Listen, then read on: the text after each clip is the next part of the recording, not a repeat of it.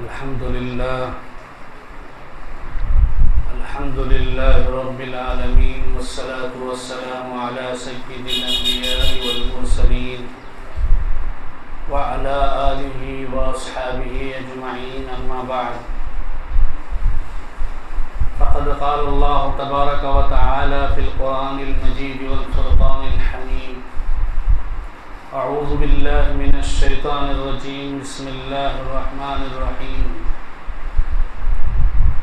अल-मालु वल बनून ज़ीनतुल हयातिद दुनिया वल बाक़ियातुस सालिहातु खैरुन इंद रब्बिका सवाबन व खैरुन अमला। वक़ाल अन्नबिय्यु सल्लल्लाहु अलैहि वसल्लम मा नहल वालिदुन वलदहु खैरन मिन अदबिन हसन। सदक़ल्लाहुल अज़ीम व सदक़ रसूलुहुन नबियुल करीम व नहनु अला ज़ालिका मिनश शाहिदीन वश्शाकिरीन। मुहतरम बुज़ुर्गों और दोस्तों, अल्लाह रब्बुल इज़्ज़त ने हमें बहुत सारी नेमतों से माला माल फरमाया। उनमें सबसे बड़ी अज़ीमुश्शान नेमत ईमान की नेमत है। अल्लाह ने बग़ैर मांगे बग़ैर पूछे हमें ईमान वाले के घर में पैदा फरमाया। और दूसरी सबसे बड़ी नेमत अल्लाह ने हमें हज़रत मोहम्मद मुस्तफ़ा सल्लल्लाहु अलैहि वसल्लम की उम्मत में पैदा फरमाया, जो कि सबसे आखिरी नबी। आपकी उम्मत में से होना ये बहुत ही बड़ी फजीलत और शराफत की बात है। और हमारी हिदायत के लिए अल्लाह ने कुरान जैसी अज़ीमुश्शान दौलत भी हमें अता फरमाई। तो ये सारी नेमतें हैं, इनके साथ साथ औलाद, बच्चे, ये भी हर एक इंसान के लिए अल्लाह की बहुत बड़ी नेमत है। उसकी कदर उनसे पूछें जिनको अभी तक औलाद नहीं हुई, जिनके घर सोने सोने लगते हैं, ना वहाँ बच्चों की आवाज़ है, बच्चों के हंसने की आवाज़ है, बच्चों के रोने की आवाज़ है। बस वो बच्चों की आवाज़ को माँ बाप तरस जाते हैं। लेकिन अल्लाह ने जिन लोगों को औलाद की नेमत से अता फरमाया है, ये लोग इस नेमत की सही कदरदानी नहीं करते। उनकी सही कदरदानी ये है कि हम अपने बच्चों की सही तरबियत करें, उन्हें दीन सिखाएं, कुरान सिखाएं, अल्लाह का नाम सिखाएं, नबी करीम सल्लल्लाहु अलैहि वसल्लम की सुन्नत सिखाएं। एक मुसलमान के लिए ये बेहद ज़रूरी है। और अल्लाह ने बच्चों को ऐसा बनाया है कि बचपन में उनके दिल के अंदर जो बात नक्श कर दी जाती है, जिस बात का बीज उनके दिलों में बो दिया जाता है, बड़े होने के बाद उसी का असर, उसी के समरात जाहिर होते हैं। अगर हमने बच्चों में बचपन के अंदर नेकी का बीज बो दिया तो बड़े होने के बाद वो भी नेक होंगे और अपनी जात से दूसरों को भी नेकी और भलाई पहुंचाएं। अगर हमने बचपन में बच्चे के अंदर शर का बीज बो दिया, बुराई का बीज बो दिया, तो बड़े होने के बाद वो भी बुरे होंगे, अपने साथ वालों को भी बुरा बना दे। इसलिए इस्लाम ने ये तालीम दी है कि जैसे ही हमल ठहर जाए तो माँ को चाहिए कि वो अपने आप को बुरी बातों से बाहर कर ले, बुरे माहौल से अपने आप को बाहर निकाले, गुनाहों को छोड़ दे, अपने आप को नेक लोगों के माहौल में ले आए। ऐसे घर में जहाँ ना नमाज पढ़ी जाती है, ना पर्दे का एहतमाम होता है, ना कुरान की तिलावत होती है, बस हर वक्त गुनाही के काम होते हैं, वैसे घर से फौरन निकल जाए। अपने आप को ऐसे माहौल में रखे जहाँ पर बस नेकी ही होती हो, नमाजों का एहतमाम होता हो, पर्दे का एहतमाम होता हो, कुरान की तिलावत होती। और माँ को चाहिए कि हर वक्त अल्लाह का जिक्र करता रहे, गुनाह का काम छोड़ दे, गुनाह की चीज़ों को देखना छोड़ दे, गुनाहों की बातों को सुनना छोड़ दे, हत्ता के बुरे कामों को सोचना भी छोड़ दे, क्योंकि माँ का असर बच्चे के ऊपर पड़ता है। और हलाल खाना इख्तियार करे, हराम खाने से, मुश्तबा खाने से अपने आप को बचाए। अगर माँ उसी वक्त से अपने आप को इस तरह से नेक माहौल में रख लेगी तो ये सारे असरात बच्चे पर पड़ेंगे। माँ का असर बच्चे पे पड़ता है, क्योंकि माँ की गोद बच्चों के लिए सबसे पहला मदरसा है। वाक़या सुने होंगे, अफगानिस्तान का एक बादशाह था, काबुल का, उसने अपने बेटे को, अपने शहजादे को दुश्मन के साथ जंग करने के लिए भेजा। 2-3 दिन के बाद खबर आई कि उसका शहजादा जंग हार कर बड़ी जिल्लत के साथ, बड़ी रुसवाई के साथ वापस आ रहा है। तो ये खबर सुनते ही बादशाह बहुत गमगीन हुआ, रंजीदा हुआ, मुंह लटकाए हुए अपनी बीवी के पास आया, मलिका के पास आया। मलिका ने पूछा क्या बात है कि बादशाह परेशान है, बादशाह गमज़दा है, गमगीन है। तो बादशाह ने कहा कि ये खबर पहुंची है कि हमारा शहजादा नाकाम होकर लौट रहा है बड़ी जिल्लत के साथ। तो मलिका ने फौरन कहा ये बिल्कुल सही खबर नहीं होगी, ये झूठी होगी खबर।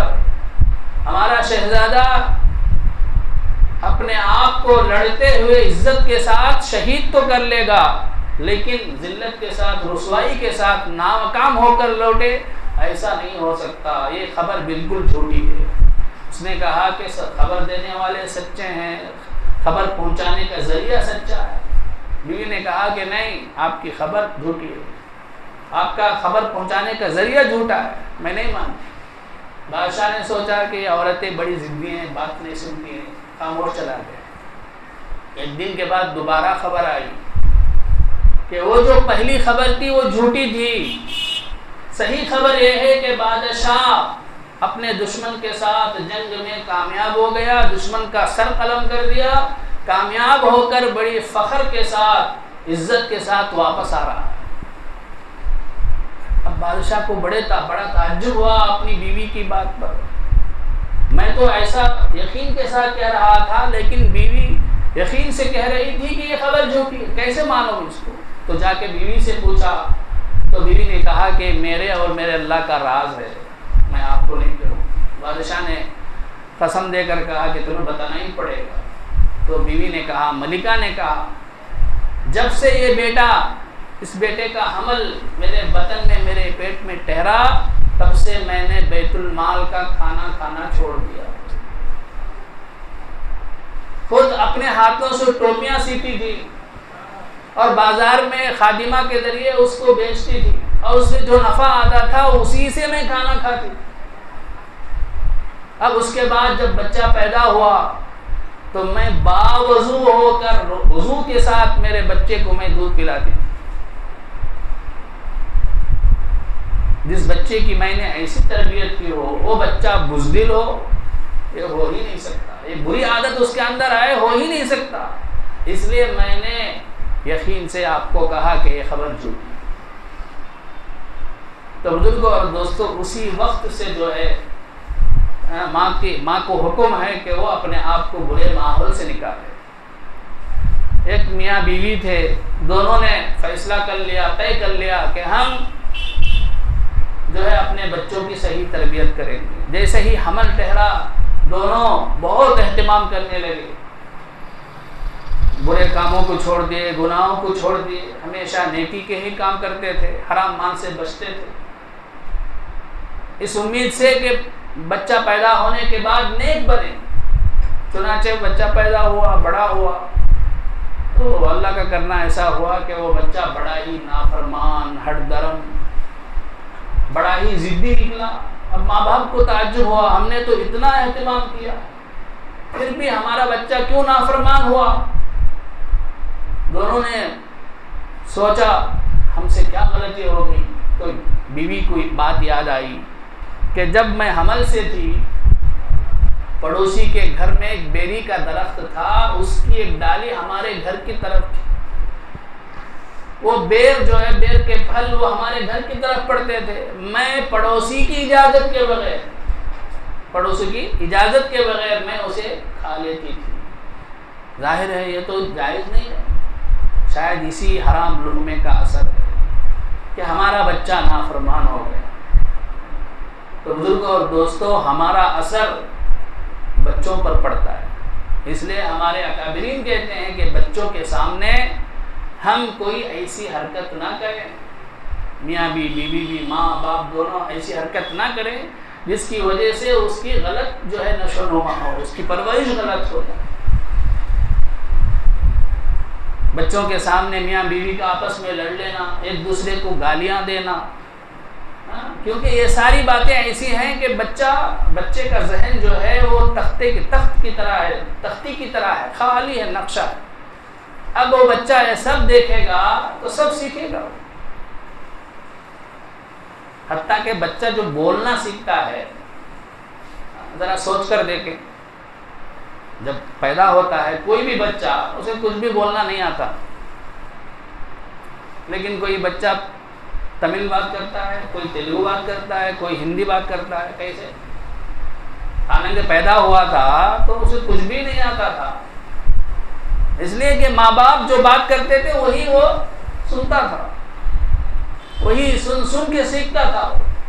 अब वही बात हमारी ज़बान से निकल रहा है।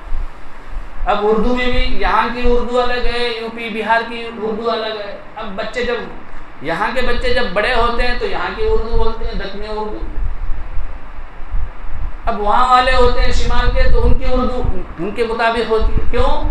वजह यही है कि हम जैसे बात करते हैं बच्चे सब नोट करते हैं।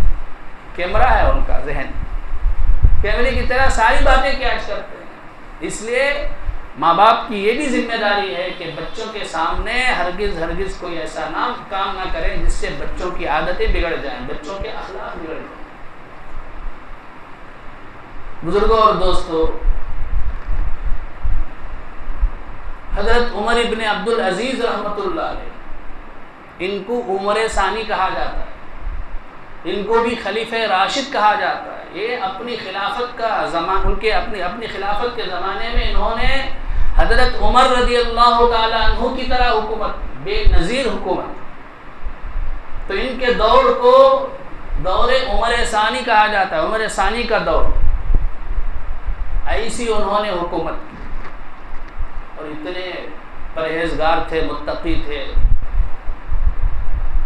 कि उन्होंने अपनी बीवी से कहा, उनकी बीवी पहले खलीफा की बेटी थी, जाकर कहा कि तुम्हारे पास जो भी ज़ेवरात हैं ये सब तुम्हारे आबा व अजदाद ने जो लोगों से जुल्मन लिए थे वो, लिहाजा तुम अपने सारे माल बैतुल माल को वापस कर दो,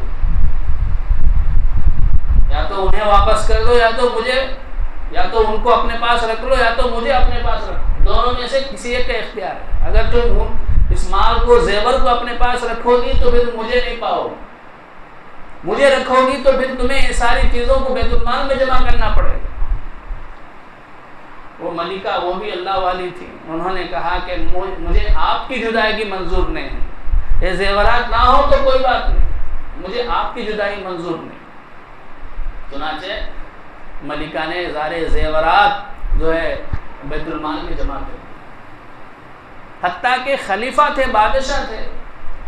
लिखा है कि एक मर्तबा उन्होंने अपनी बेटी को किसी खिदमत के लिए बुलाया, बेटी जो है कमरे से बाहर नहीं आ रही थी, तो गुस्सा का इजहार किया, कब से बुला रहा हूँ नहीं आ रही है। तो बीवी ने आकर कहा, गुस्सा मत कीजिए, आपकी जो बेटी है उसकी जो शलवार है, उसका जो पैजामा है वो किसी जगह फट गया है। वो एक अलग कमरे में बैठकर उस शलवार को सी रही है, इसकी वजह से उसको आने में देर हो। तो अंदाजा लगाइए कैसे थे, नेक थे। तो कहते हैं कि हजरत उमर इब्न अब्दुल अजीज रहमतुल्लाह अलैह की 11 औलाद थी, 11 बच्चे थे। सब लोगों को उन्होंने नेक बनाया, सालेह बनाया। उनकी वफात का वक्त करीब आया तो एक दोस्त उनकी इयादत के लिए बीमार पुरसी के लिए आए। तो उमर इब्न अब्दुल अजीज रहमतुल्लाह अलैह से वो दोस्त ने कहा, आप तो अब दुनिया से जा रहे हैं, दूसरे बादशाहों ने अपने बच्चों के लिए बड़े बड़े अजीमुशान महल बनाए हैं, खजाने खूब खोल के रखे हुए हैं, जिसकी वजह से उनकी ज़िंदगी अच्छी गुजरेगी। आपने अपने औलाद के लिए कोई भी इंतज़ाम नहीं किया, ना उनके लिए कोई महल है, ना उनके लिए तुमने कोई वजीर वजारत का ओहदा दिया, ना उनके लिए आपने खजाना जमा किया, ऐसे ही जा रहे हैं। ये तो आपका अपने औलाद पे जुल्म है। तो उमर इब्न अब्दुल अजीज रहमतुल्लाह अलैह ने फरमाया, नहीं, ये हरगिज़ जुल्म नहीं है, मैंने उनके साथ खैर का मामला किया है, मैंने उनकी अच्छी तरबियत की है, मैंने उनको नेक और दीनदार बनाया है। और कुरान में अल्लाह कहता है, वहुव यतवल्लस सालिहीन, अल्लाह नेक लोगों का जिम्मेदार हो जाता है, नेक लोगों का कफील हो जाता है, नेक लोगों की सारी ज़रूरियात अपने ज़िम्मे ले लेता है। मुझे उम्मीद है कि मैं चला जाऊंगा तो मेरा अल्लाह जो है मेरे औलाद की हिफाजत करेगा।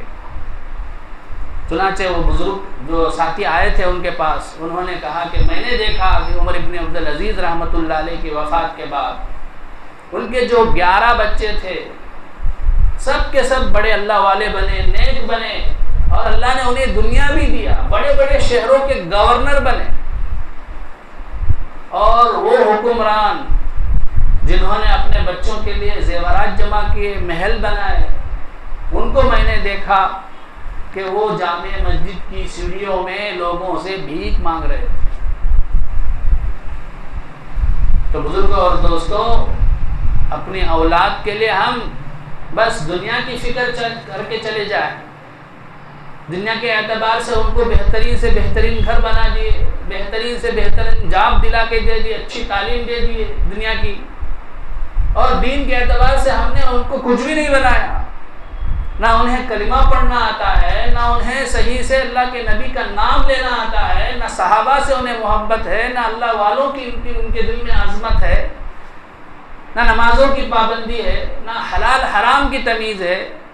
इसी हालत में अगर हम अपने बच्चों को छोड़कर जाएं, कल क़यामत के दिन यही औलाद हमारी गर्दन पकड़ेगी। कुरान में आता है, अल्लाह ताला फरमाएंगे कि जो लोग अपने बड़ों की बात सुन के दुनिया में गुमराह हुए होंगे, वो अल्लाह कहेंगे, रब्बना इन्ना अताना सादतना व कुबराना फअज़ल्लूना सबीला रब्बना आतिहिम ज़िअफ़ैन मिनल अज़ाब। अल्लाह, हमने अपने बड़ों की बातों को सुना, उन्होंने कहा कि बस दुनिया की फिक्र करो, दुनिया के एतबार से आगे बढ़ो। हम आगे बढ़े, जिसकी वजह से हम आज गलत रास्ते पे पड़ गए और आज हमारा यह हशर हुआ कि हमें जहन्नम में जाना पड़ रहा है। अल्लाह, जिन बड़ों ने हमारे साथ ये किया उनको दुगना अजाब दे, रब्बना आतिहिम ज़िअफ़ैन मिनल अज़ाब। इस तरह से हमारी औलाद ही हमारी जो है क़यामत के दिन दुश्मन हो जाएगी। इसलिए बुजुर्ग और दोस्तों, मैं ये नहीं कह रहा कि दुनियावी एतबार से उन्हें कुछ भी मत कराओ, सब कराइए, आप सब कुछ बनाइए, घर बनाइए, दुकान बना के दीजिए, सब कुछ बनाइए, लेकिन सबसे पहले उन्हें दीनदार बनाइए, उन्हें नमाजी बनाइए, उन्हें अल्लाह का, उनके दिलों में अल्लाह का खौफ बिठाइए। अब गर्मियों की छुट्टियों का ज़माना है, चंद ही दिनों में एग्ज़ाम ख़त्म हो जाएंगे, अब सारे बच्चे घर में रहेंगे। ये ऐसा मौका है कि इस मौके से हमें ज़्यादा से ज़्यादा फ़ायदा उठाना चाहिए। अगर हम इस मौके में, इन दिनों में अपने बच्चों को आज़ाद छोड़ दिए कि गली के जो जिन बच्चों के साथ जाए, घूमते रहें, फिरते रहें, 24 घंटे टीवी के सामने बैठे रहें, 24 घंटे मोबाइल में बैठे रहें, तो बुजुर्गों और दोस्तों, हमारी औलाद हमारे हाथ से निकल जाएगी। हमारी औलाद को हम खुद जहन्नम में ढकलने वाले हो जाएंगे। इसलिए ऐसे मौके पे देखें कि कहीं समर कोर्स है, समर क्लास है, मकतब का निज़ाम है, तो वहाँ अपने बच्चों को यकीनन भेजें, ज़रूर भेजें। अगर नहीं जा रहा है तो उसको मारें, डांटें। कहीं भी कोई इंतज़ाम है तो वो करें। अगर बच्चे ज़रे बड़े हो गए हैं, जमात में जा सकते हैं, तो उनको जमात में भेजें। क्योंकि ज़माना ऐसा है कि जिसमें बच्चे अच्छा बन भी सकते हैं, बिगड़ भी सकते हैं। अब अगर इन दिनों में अगर हम उनको ऐसे ही आज़ाद छोड़ दिए तो बुजुर्गों और दोस्तों ये बच्चे ज़ाया हो जाएंगे। फिर हम जितना भी कोशिश कर लें फिर वो नहीं बनेंगे। इसलिए इन दिनों की कदर करें और अपने बच्चों की तरबियत की फ़िक्र करें। अल्लाह ताला मुझे भी आपको भी इन बातों पर अमल करने की तौफ़ीक़ अता फ़रमाए। आमीन व आखिर दावाना अनिल हम्दुलिल्लाहि रब्बिल आलमीन।